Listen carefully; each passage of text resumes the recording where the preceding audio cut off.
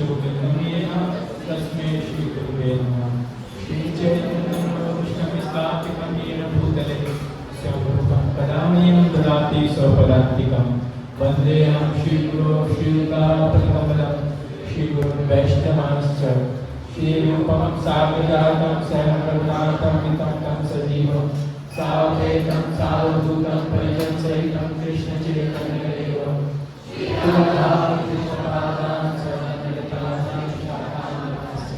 हे कृष्ण करुणा सिंधु दीनबंधो जगत्पते गोपेश गोपिकान्त नमस्ते तप्तकाञ्चन गौराङ्गी श्रीराधे वृन्दावनेश्वरी कृष्णासुते देवी प्रणमामि हरिप्रिये वाञ्छाकल्पतरुश्च कृपासिन्धुभ्येव च पतितानां पावनेभ्यो वैष्णवेभ्यो नमो नमः। जय श्री कृष्ण चैतन्य प्रभु नित्यानंद श्री अद्वैत गदाधर श्रीवासादि गौर भक्तवृंद। हरे कृष्णा कृष्णा कृष्णा हरे हरे हरे राम राम राम हरे हरे। हरे कृष्णा। तो जो गौड़ीय वैष्णव लोग हैं जो उसी में श्रीमती राधा रानी की महिमा है। तो आज हम भक्तों के लिए बहुत स्पेशल दिन है, बहुत ज़्यादा स्पेशल दिन है। तो क्यों स्पेशल दिन है? क्योंकि श्रीमती राधा रानी आज उनका आविर्भाव दिवस है। तो ये कौन है राधा रानी? एक्चुअली हमको पता है किनकी कृपा चाहिए? हमको राधा रानी की कृपा चाहिए और इसलिए हम लोग कृष्ण भक्ति करते हैं, है ना। यदि हम कृष्ण भक्ति हम क्यों करते हैं? हम नहीं करें कृष्ण भक्ति, राधा रानी की कृपा प्राप्त करने के लिए हम कृष्ण भक्ति करते हैं। यस, यही है। हमको राधा रानी की कृपा चाहिए, हमको कृष्ण की कृपा नहीं चाहिए ना, वो देंगे भी नहीं, उनका काम बहुत है। हमको राधा रानी की कृपा चाहिए, इसलिए हम लोग कृष्ण भक्ति करते हैं। हमको कृष्ण की कृपा नहीं चाहिए, वो देंगे भी नहीं, बहुत मुश्किल से देते हैं। वो बोले भगवद गीता में सर्वधर्मान् परित्यज्य मामेकं शरणं व्रज अहं तं सर्वपापेभ्यो मोक्षयिष्यामि मा शुचः। सभी धर्मों को छोड़ के मैं शरणागत हो जाऊँ, तब मैं कृपा करूँगा आपके ऊपर, उससे पहले नहीं करता। लेकिन इसलिए हम शॉर्टकट हमारा ये है कि हमको राधा रानी की कृपा प्राप्त हो। तो यदि हम कृष्ण की कृपा प्राप्त करना चाहते हैं, जैसे कभी कभी जो इंटरनेट की दुनिया है उसमें एक बवाल सा उठता है कुछ समय के बाद में कि यार राधे राधे या राधे कृष्ण इसको चले। तो हम कृष्ण भक्ति इसीलिए करते हैं कि हमको राधा रानी की कृपा प्राप्त हो। यदि कृष्ण भक्ति करेंगे तो राधा रानी की कृपा प्राप्त होगी, और राधा रानी की भक्ति करेंगे तो कृष्ण की कृपा प्राप्त होगी। आप समझे ना, सिंपल है फॉर्मूला। यदि हम राधा रानी की भक्ति करेंगे तो कृष्ण की कृपा प्राप्त होगी, जो कि बहुत ज्यादा मुश्किल है, बहुत मुश्किल कार्य होगा। लेकिन यदि कृष्ण भक्ति करेंगे तो फिर राधा रानी कृपा करके हम आशीर्वाद देंगे और हमारा काम आसान हो जाएगा। तो हम ये जो भी करते हैं कृष्ण भक्ति बोलते हैं, कृष्ण किस लिए? राधा रानी की कृपा प्राप्त करने के लिए। तो आचार्य लोग, महापुरुष लोग राधा रानी की महिमा के बारे में बताए हैं कि हे राधे, हे माधव की प्रिया, गोकुल की सब तरुणों द्वारा वंदित देवी आपकी जय हो। जैसे आप जानते हैं कि जब रास की लीला हुई थी, जब भगवान की रास लीला होती है तो उसमें कितनी गोपियाँ होती हैं?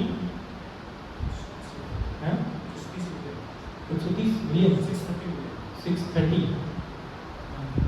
तो एक जगह मैं सुना था 100 अरब गोपियों ने भाग लिया।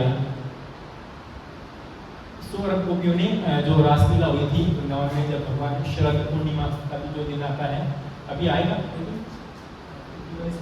दिवाली से पहले आता है शरद पूर्णिमा, उस दिन भगवान की रासलीला हुई थी। तो 100 अरब गोपियों ने भाग लिया था उसमें। अभी हम देखेंगे कि एक छोटे से स्थान पे 100 अरब गोपियाँ कैसे आएंगी। हमारे पूरे विश्व की आबादी है 800 करोड़, 8 अरब, तो 100 अरब कैसे? और वो एक छोटे से स्थान पे। तो ये पूरा दिन आध्यात्मिक है, स्पिरिचुअल है। भौतिक चीज़ें हम भौतिक डायमेंशन के हिसाब से चीज़ों को सेट नहीं कर सकते। नहीं इस स्थान पे तो जैसे यहाँ की स्थान की कैपेसिटी है 100 सवा 100, खींच खाँच के 150 लोग बैठ जाएंगे। लेकिन नहीं, इस स्थान पे अरबों लोग भी बैठ सकते हैं। ये आध्यात्मिक पर्सपेक्टिव है। तो भौतिक चीज़ें हैं वो भौतिक डायमीटर के हिसाब से, लेकिन आध्यात्मिक पर्सपेक्टिव पूरा अलग है। तो जब रासलीला हुई तो 100 अरब गोपियों ने भाग लिया। उसमें भी भगवान की जो 8 मुख्य गोपियां हैं और उसमें भी राधा रानी सबसे सर्वश्रेष्ठ है। तो बताया जाता है कि सबके द्वारा वंदित है। जितने भी बोलते हैं कि जो गोपियां हैं उनके, जैसे महाप्रभु उनको सिखाते हैं, उनके पद चिन्हों पे हमको चलना चाहिए, उनके पद चिन्हों पे हमको चल के भक्ति करना चाहिए। वो हमारे लिए आदर्श है। लेकिन उनमें भी आदर्श है श्रीमती राधा रानी। और बता रहे हैं आपके बारे में, आप भगवान दामोदर के प्रेम को बढ़ाने वाले वेश धारण करती हैं। भगवान श्री हरि को सुख देने वाली वृंदावन की आप महारानी हैं।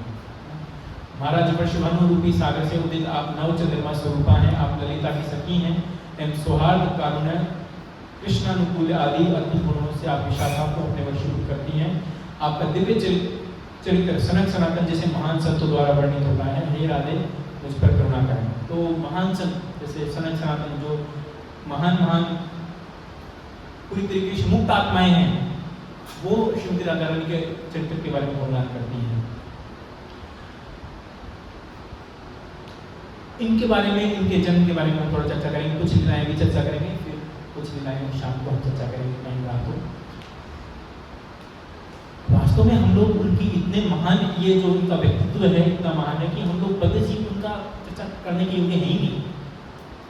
हम लोग उनकी चर्चा करने के योग्य नहीं, इतने महान व्यक्तित्व है उनका, इतना महान चरित्र है। लेकिन हमारे शुद्धिकरण के लिए, हमारा शुद्धिकरण का तरीका ये उनके बारे में हम सुने, पढ़ें, जाने, तो हमारे अंदर भी थोड़ा बहुत उनकी कृपा प्राप्त हो और हमारा कल्याण हो। तो बताते हैं कि जब श्रीमती राधा रानी आने वाले थे यहाँ पे तो भौतिक संसार में, तो बोले कि मैं किसी, राधा रानी का नियम है वो किसी कृष्ण के अलावा किसी का दर्शन देखे नहीं है, ना किसी को देखें। स्पर्श करना तो बहुत दूर की बात है, किसी को देखे ही नहीं है, इतना महान चरित्र होता है।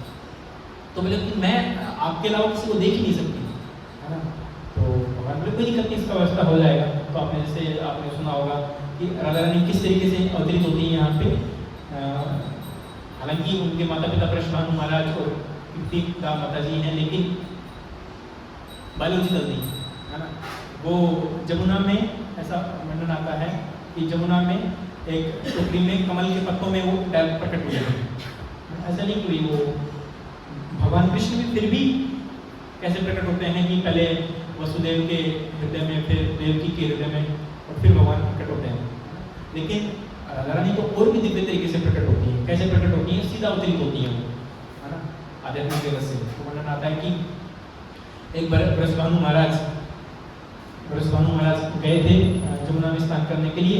तो स्नान करने के गए तो देखे टोकरी, वहाँ पे टोकरी पड़ी हुई है और टोकरी में कुछ बहता हुआ आ रहा है। उन्होंने देखा कि क्या है, तो उन्होंने देखा कि अरे इसमें तो एक छोटी सी एकदम सुंदर बालिका।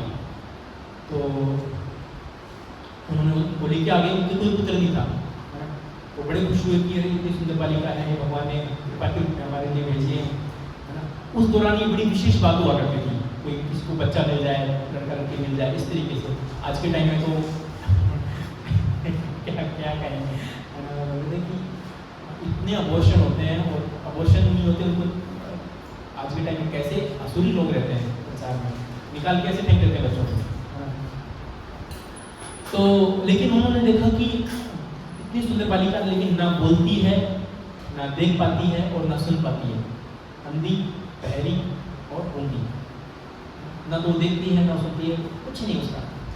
तो बड़े थोड़े परेशान भी हुए कि अरे इतनी सुंदर बालिका है, लेकिन उनको तो भगवान की कृपा के रूप में उन्होंने स्वीकार किया और अपने पास रख लिया। ठीक है, जो भगवान की कृपा से उनकी है, भगवान की कृपा से हमको मिली है, तो घर में लेके आ गए। लेकिन थोड़ा चिंतित थे कि अरे ना तो देख सकती हैं, ना सुन सकती हैं, ना बोल सकती हैं।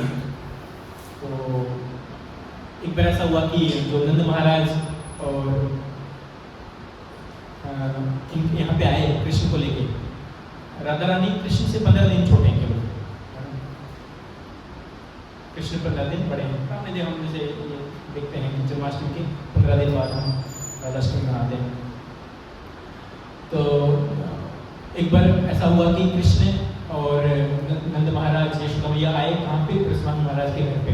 तो उनको वहाँ पे राधा रानी सो रहे थे, लेट रहे थे, तो उनको वहाँ पे सुला दिया, कृष्ण को भी वहीं पे सुला दिया। तो जैसे ही कृष्ण ने स्पर्श किया राधा रानी को, फिर देखने लगी, बोलने लगी और सुनने लगी।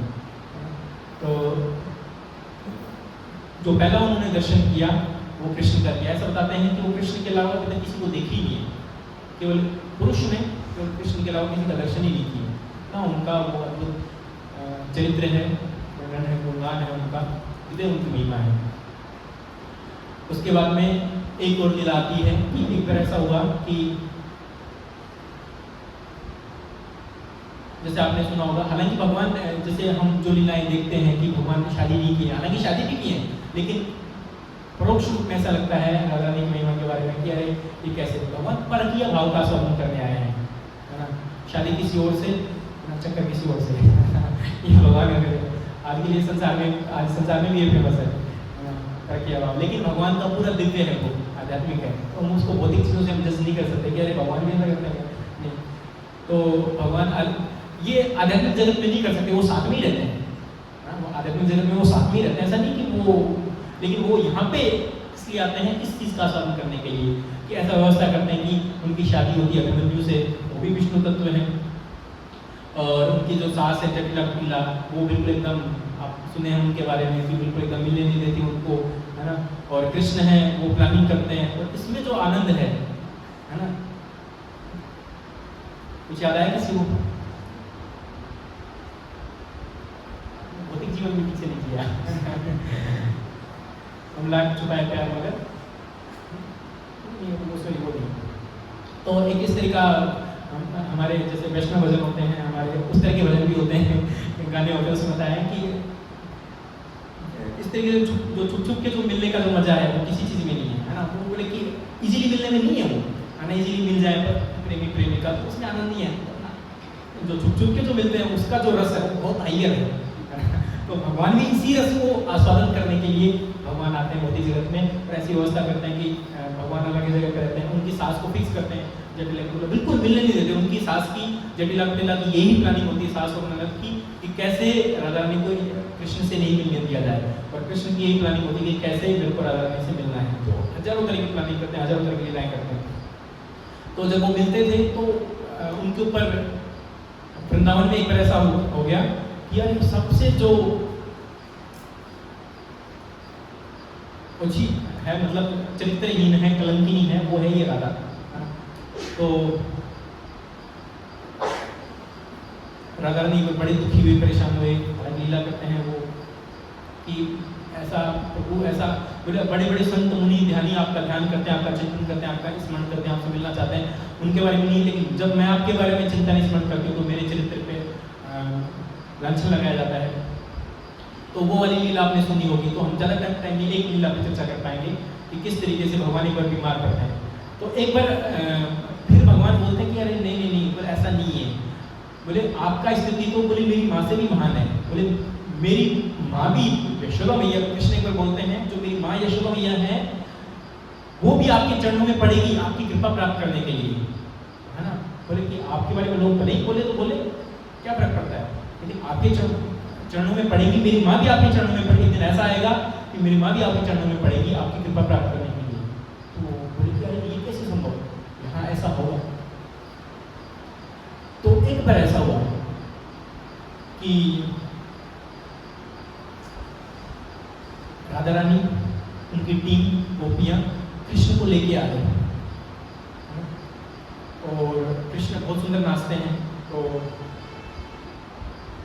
राधा रानी, यशोदा मैया जो नंद महाराज का घर था उसके जस्ट बाहर आके वो इकट्ठा हो गए, और वो वहाँ पे डांस कर रहे थे, कृष्ण बहुत सुंदर डांस कर रहे थे। तो यशोदा मैया बाहर आई, यशोदा मैया ने कहा कि अभी तो मैंने कृष्ण को वहाँ पे सुलाया है ना, सुला के आई हूँ मैं, और ये तो बाहर डांस करने लग गया। तो वो डांटने लगी सबकी, अरे इसको आप फिर से उठा के लेके आ गए, है ना, इसको वापस जाने दो, सोने दो, इसको रेस्ट करने दो, भी गाय चरा के आए हैं कृष्ण, तो इनको वापस सोने दो। राधा रानी और सारी गोपियां बोलती एक मिनट, कौन, किसका कृष्ण है? ये हमारा कृष्ण है, ये आपका कृष्ण नहीं है। आपका कृष्ण, उसको नाचना आता है, बिल्कुल एकदम गंवार देहाती वो है ना वाला, उसको नाचना आएगा, जाके देखिए हमारे कृष्ण देखो कितना अच्छा नाच रहा है। तो अरे बोले नहीं, कृष्ण तो एक ही, वो हमारा कृष्ण, एक कृष्ण तो यही। बोले नहीं, अंदर जाके देखते, तो अंदर जाके देखिए एक और कृष्ण सो रहे हैं। और भारी कृष्ण सुंदर नाच रहे हैं। लेकिन ये बात यशोदा मैया के हृदय में अटक गई कि बोले उसको नाचना नहीं आता। भले ही माँ के लिए उसका जो बेटा है बिल्कुल एकदम बेस्ट होता है, भले ही कितना भी गलत काम कर दे वो, कितनी भी अच्छी करते, लेकिन माँ के लिए तो अपना बेटा तो अपना ही बेटा होता है, भले उसके सामने कोई भी आया है, भले ही वो रजनीकांत के तरह का काले हो या फिर कैसे भी हो, लेकिन अपना बेटा तो अपना ही बेटा था। उसके बोले उसकी माँ भले ही अपने बेटे की कुटाई कर देगी खूब, लेकिन किसी दूसरे के मुख से अपने बेटे के बारे में कुछ नहीं सुनना चाहिए। तो बोले आपने ऐसे कैसे बोल कैसे दिया मेरे बेटे के बारे में कि उसको नाचना नहीं आता, वो देहाती है, गंवार है, गाय चराता है, उसको कुछ आता जाता है नहीं, उसको भी नाचना आता है। तो अरे बोले नहीं आता तो फालतू की बातें करते आप, जाओ जाओ। बोले नहीं आता है उसको, तो बोले हो जाए कंपटीशन, हो जाए कंपटीशन। तो बिल्कुल एकदम ऑडिटोरियम बुक कर दिया, स्टेडियम बुक कर दिया, सबने अनाउंस कर दिया पूरे वृंदावन में कि 2 कृष्ण हैं, एक राधा रानी वाले कृष्ण। देखिए अचानक से कृष्ण कहाँ से आ गए, ये योगमाया है, ये छुपा लेती है उनकी लीलाओं को रसास्वादन के लिए। कि अब कोई पूछे कि कृष्ण आपके पास कहाँ से, ऐसे पहले नहीं थे। तो फिक्स हो गया कि 2 कृष्ण हैं वृंदावन में, एक राधा रानी वाला, गोपियों वाला और एक यशोदा मैया वाला। और उन्होंने चैलेंज कर दिया कि वो कृष्ण है वो बेस्ट नाचते हैं, और वो तो देहाती है, गंवार है, जाहिल है, उसको तो नाचना वाचना नहीं आता, चोरी बोरी करता है, छिछोरे काम करता है ना, और इस तरीके से रहता है। तो यशोदा मैया की टीम आ गई पूरी, एक पार्टी उनकी थी, एक पार्टी उनकी थी, तो है ना, तो बिल्कुल एकदम स्टेडियम बुक हो गया, दोनों एक साथ में आ गए, साउंड सिस्टम बुक कर दिया, है ना, बिल्कुल एकदम हाई बेस वाला, है ना, और बिल्कुल एकदम लाइव बॉक्सिंग लाइट भी होगी शहरों के बाद, हमारे यहाँ पे तो नहीं हो पाई लेकिन वहाँ पे तो एकदम फोकस लाइट, तो घूमने वाली जो है इस तरह की लाइट वहाँ पे व्यवस्था कर दी। तो दोनों ने नाचना शुरू किया, है ना, लेकिन एक मिनट बोले कि अरे ये तो दोनों कृष्ण एक जैसे बिल्कुल एकदम कॉपी दिखते थे। तो बोले कि यदि ये मिक्स हो गए तो फिर बोले पता कैसे लगेगा कौन अच्छा नाच रहा है। तो कृष्ण जो राधा रानी वाले जो कृष्ण थे उनका कुछ उन्होंने माला वाला बनाई, उनके कुछ अलग अलग टीके निकाले, और जो यशोदा मैया वाले जो कृष्ण थे उनका कुछ अलग हुलिया बनाया। ड्रेस दोनों की एक थी लेकिन हुलिया थोड़ा अलग बना दिया कि इनको इजीली पहचान सके। भाई वो जजमेंट भी तो पास करेंगे भाई कौन अच्छा नाचा, है ना, जज भी बैठे हुए थे वहाँ पे, तो ये अच्छे नाचे, तो दोनों एक दिख रहे थे, तो दोनों का जजमेंट बना के उन्होंने डांस, उन्होंने म्यूजिक ऑन कर दिया और दोनों नाचने लगे। तो इधर नाच रहे वो बिल्कुल एकदम धमाकेदार डांस चल रहा है, और दोनों नाच रहे और बेहतरीन, दोनों एक ना, कृष्ण है, दोनों कृष्ण ही है, तो दोनों को लोग समझ नहीं पा रहे कि किसको मतलब जजमेंट दें, किसको जिताएं, दोनों बेस्ट नाच रहे। अभी अचानक से ऐसा हुआ कि नाचते नाचते नाचते दोनों एक हो गए, एक ही थे वो तो दोनों एक हो गए, और फिर बोले कि बहुत अच्छा नाचा, बहुत अच्छा, बिल्कुल मजा आ गया, बिल्कुल आनंद आ गया, बहुत दिव्य आनंद आ गया। और कृष्ण यशोदा मैया बोलती है कि अरे चलो चलो ठीक है कृष्ण अभी चलते हैं, बहुत अच्छा नाचा, फिर चलते हैं। राधा रानी बोलती है एक मिनट एक मिनट एक मिनट, ये कृष्ण हमारे वाले हैं, आपके वाले कृष्ण भाग गए, है ना, वो उसको नाचना आता है क्या, है ना, वो चिचोड़ा कहीं का कहीं माखन चुरा रहा होगा, कहीं इधर उधर भाग रहा होगा, है ना, उसको नाचना कुछ नाचना वाचना नहीं आता उसको, वो भाग गया आपका कृष्ण, ये हमारा कृष्ण है। देखा तो शुरुआत में उन्होंने कुछ इंडिकेशन किया था, तो सच्ची में वो तो राधा रानी वाला कृष्ण था, वो जो गोपियों वाला कृष्ण था वो। और यशोदा मैया तो बिल्कुल दुखी हो गई, वो भाग तो यशोदा मैया बोलने लगी अरे मेरे कृष्ण कहाँ गए, मेरे कृष्ण कहाँ गए, तो इनके कृष्ण है। तो सब लोग दुखी हो गए, यशोदा मैया वाली पार्टी बहुत दुखी हो गई, और वो चिल्लाने लगे अरे वो भाग गया होगा, उसको नाचना उसको आता है, या तो अंदर जाके सो गया होगा, या तो हो गया होगा, कुछ नहीं, वो ऐसा ही है। तो यशोदा मैया बहुत दुखी हुई कि अरे अभी तो यहीं थे, कहाँ चले गए, कहीं मिल नहीं रहे, वो बहुत दुखी हुई, बहुत दुखी हुई। तो लेकिन रानी बोली ये तो हमारे कृष्ण हैं, इनको तो हम लेके जाएंगे साथ में। तो ठीक है, लेकिन वो तो अभी उनको तो एक ही कृष्ण दिख रहे हैं, तो बोले ये तो हमारे कृष्ण है।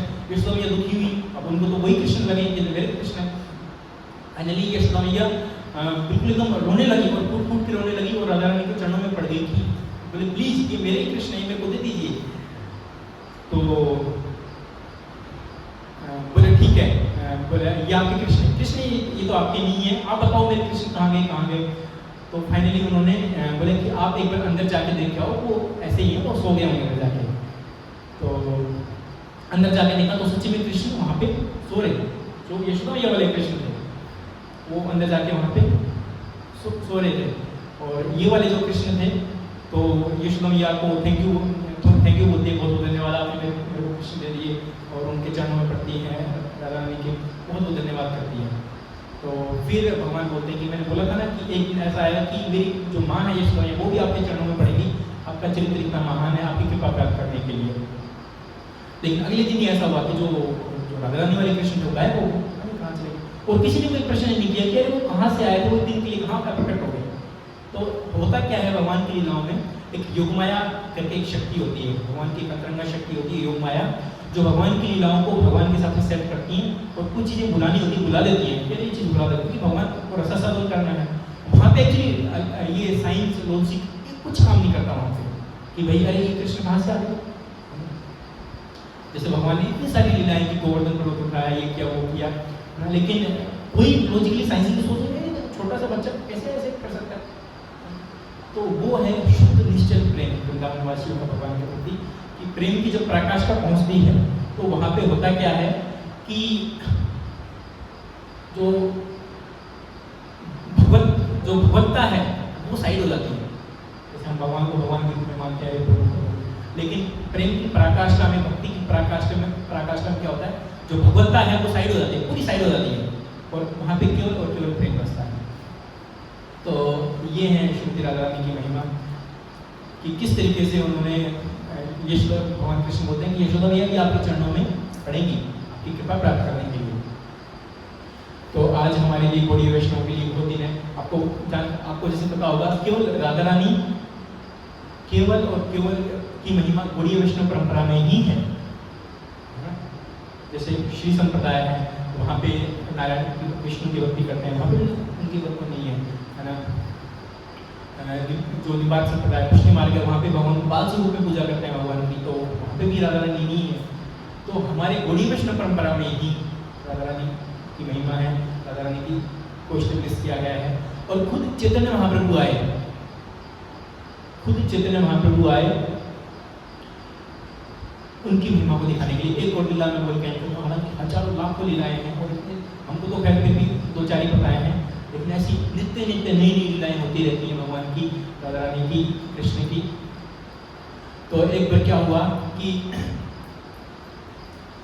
कृष्ण को और राधा रानी को एक बार मिलना था, कृष्ण और राधा रानी को एक बार मिलना था।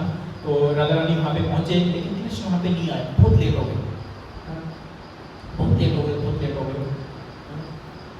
तो राधा रानी बहुत परेशान हुई, बहुत दुखी, वो रोने लगी। वो बोले कृष्ण अभी तक आए नहीं। राधा रानी का जो कृष्ण के प्रति का जो प्रेम है उसको थोड़ा सा यदि हम जानना चाहते हैं, वो तो खैर कब हम प्राप्त करेंगे उस काल को, वो जानना चाहते हैं एटलीस्ट उनकी एक मात्रा है, यदि पिंच मात्रा की हमारे अंदर उनका जो भावना है हमारे अंदर आ जाए तो हमारा जीवन सार्थक हो जाए। तो चैतन्य महाप्रभु के माध्यम से हमको जानना चाहिए, चैतन्य महाप्रभु ने जो लीलाएं प्रदर्शित की। तो हुआ क्या कि आए नहीं। तो राधा रानी ने बोला कि कृष्ण आए नहीं, तो ललिता विशाखा ने बोला कि अभी ऐसा होगा कि कृष्ण जी आ भी गए ना, उनसे आप मिलना ही नहीं, आपको उनको हम भगा देंगे। वो इतने निष्ठुर व्यक्ति है, वो आता ही नहीं है वो। तो बहुत लंबे समय के बाद कृष्ण वहाँ पे आए और राधा रानी अंदर थे, कृष्ण ललिता और विशाखा बाहर बैठे हुए थे। उन्होंने भगा दिया, बोले तुम भागो यहाँ से। बोले तुम इतने लंबे समय से इंतजार करे, तुम आए नहीं। बोले प्लीज मेरे को जाने दो। कृष्ण बोलते हैं तुमसे मिलना है। बोलते नहीं, तुम मिल ही नहीं सकते, तुम जाओ यहाँ से, भागो यहाँ से।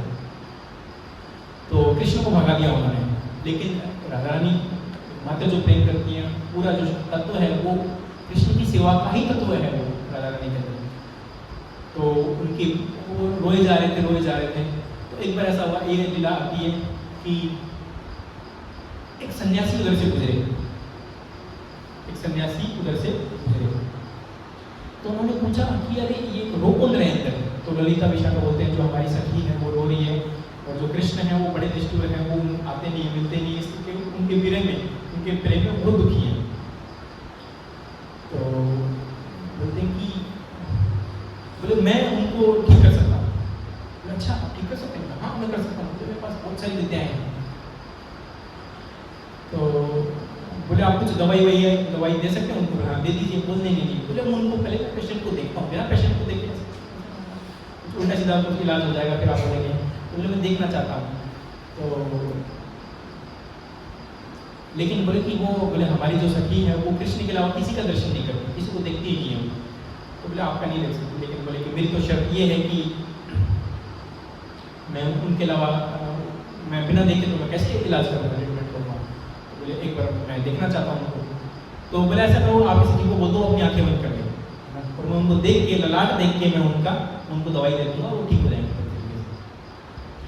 ठीक है। तो राधा रानी ने बोला कि आप अपनी आंखें बंद कर लीजिए, एक सन्यासी महात्मा आए हैं, वैद्य हैं, वो आपके देख के आपको ठीक कर देंगे। फिर ठीक है, क्योंकि वो इतना विरह में इतना रो रहे थे अद्भुत तरीके से। जब हम श्री चैतन्य महाप्रभु की लीलाएं देखते हैं कि चैतन्य महाप्रभु जब गंभीरा में उसी स्थान पे थे, वो स्थान आज भी है जहाँ पे चैतन्य महाप्रभु रहते, तो इतना तीव्र विरह प्रकट होता था कि अपना जो पूरा, जैसे पहले के टाइम, आज के टाइम में तो ये क्या बोलते हैं, पीओपी, सॉरी पुट्टी क्या हुआ है, बिल्कुल एकदम जो सरफेस है दीवार बिल्कुल एकदम क्लीन है, लेकिन उस दौरान जो चूने का वो होता था तो बिल्कुल एकदम खुरदरा होता था।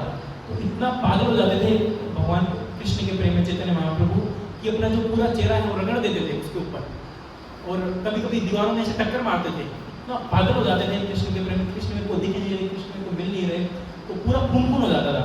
कभी कभी इतना ऐसे विकार उत्पन्न होते थे कि जैसे ये जो गेट है इसके नीचे कितना सा स्थान है, इतना भाव प्रकट होता था कि निकलना चाहते थे, भागना चाहते थे, वो इतने पतले हो जाते थे कि उसके नीचे से निकल जाते थे, है ना। इसके अभी जैसे अभी लॉजिकली हम सोचे कि इसके नीचे से कोई कैसे निकलेगा, कितना मुश्किल से 2 सेंटीमीटर का वो होगा गैप, उसके नीचे से निकल जाते थे चैतन्य महाप्रभु, इतना भाव प्रकट होता था।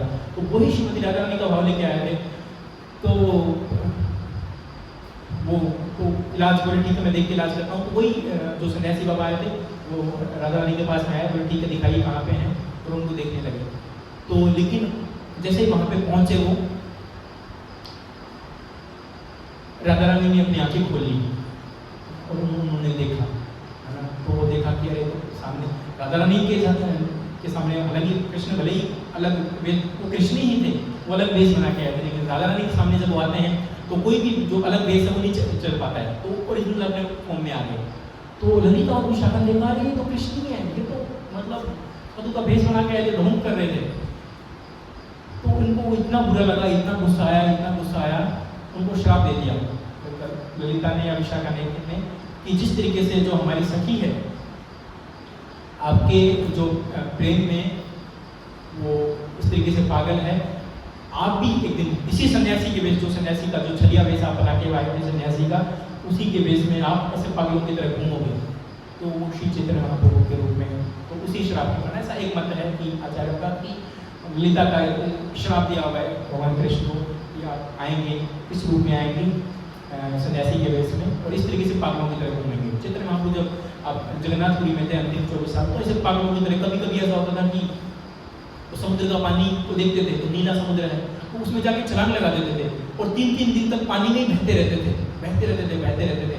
पूरा शरीर उनका पानी का जैसे होता है ना, थोड़ी देर हम पानी में स्नान कर लेते तो हमारे शरीर, पूरा शरीर उनका ऐसा हो जाता था। कभी कभी भागते थे और जो जगन्नाथ मंदिर में जाते थे और जो विग्रह को गले लगाने का प्रयास करते थे, कभी कभी कमरे के अंदर ही रहते थे, तो पूरा शरीर उनका खून का हो जाता था कि कृष्ण कहाँ है, तो पूरी जो दीवार थी उस पर अपना चेहरा को रगड़ देते थे वो। तो ये महाभाव है जो श्री चैतन्य महाप्रभु ने, राधा रानी की वास्तव में क्या महिमा है, क्या स्थिति है, वो श्री चैतन्य महाप्रभु के माध्यम से हमको पता लगती है। तो ये राधा रानी की महिमा है कि तो हमको उनकी कृपा प्राप्त करने के लिए ही हम कृष्ण, वो बड़ी प्रसन्न होती है जब वो देखती है कोई कृष्ण की भक्ति कर रहा है, इसलिए हम लोग कृष्ण भक्ति करते हैं, है ना। कृष्ण को प्रसन्न करने के लिए हम कृष्ण भक्ति नहीं करते हैं, हम राधा रानी की कृपा प्राप्त करने के लिए कृष्ण भक्ति करते हैं।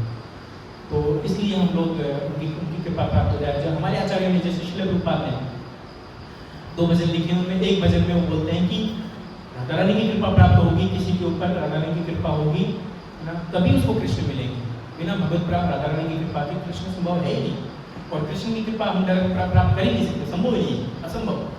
कृष्ण की कृपा प्राप्त किया जाना पॉसिबल है ही नहीं, है ना। तो कृष्ण डायरेक्ट अपनी कृपा किसी को देते नहीं है। और जो राधा रानी का क्या है कि वो जब किसी को भी देखती हैं, जैसे आपने देखा होगा राधा ने इस पोस्चर में, है ना, ऐसे ये वाला, तो वो ऐसे करती हैं जीवों को और फिर भगवान को अर्पित करती हैं, कृष्ण को अर्पित करती हैं। तो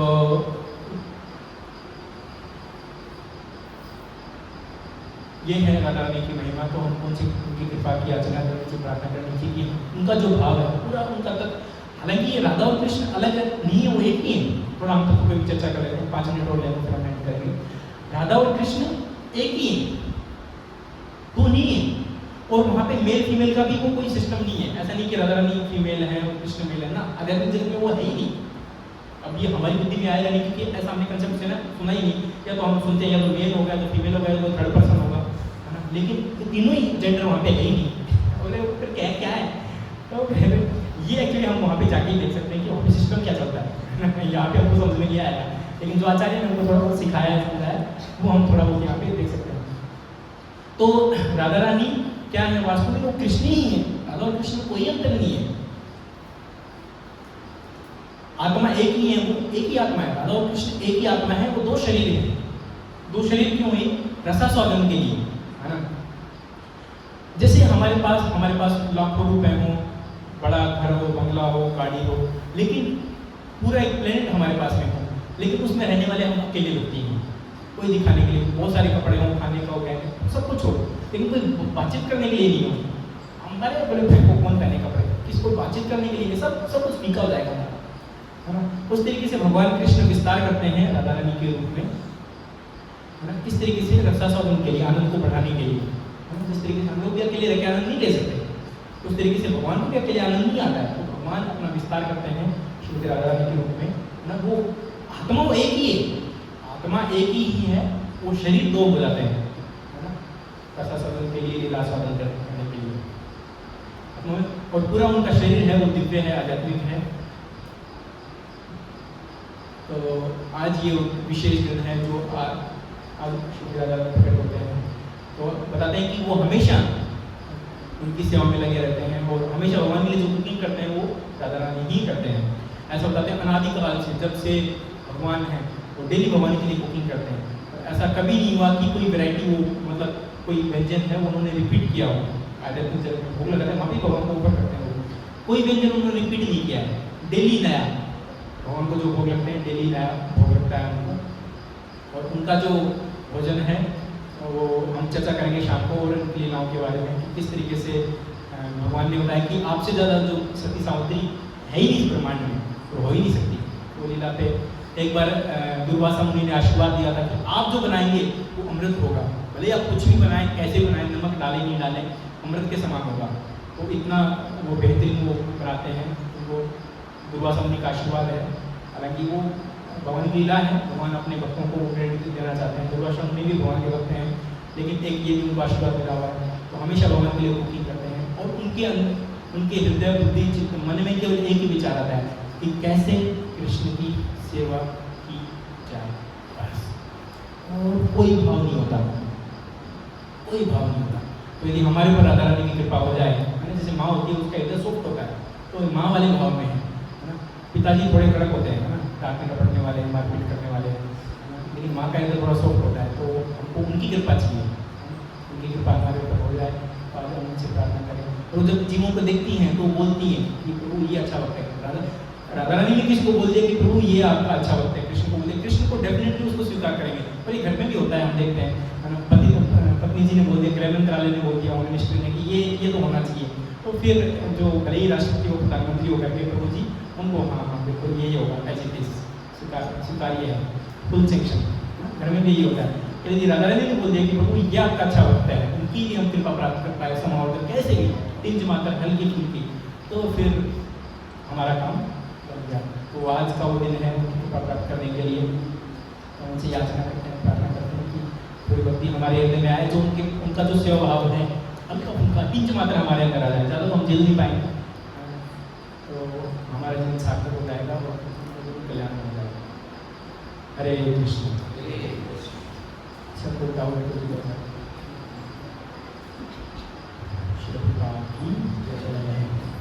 तो हम लोगों को फास्टिंग करना है दोपहर 12 बजे तक, और शाम को भगवान का अभिषेक होगा। तो अभिषेक में आपसे रिक्वेस्ट है थोड़ा टाइम पे आ जाए, हम जल्दी अभिषेक शुरू कर देंगे 5 बजे ही, 4:30 के 5 बजे, 5 से 5:30 अभिषेक रहेगा। तो वैष्णव ड्रेस में आए, प्रभु जी लोग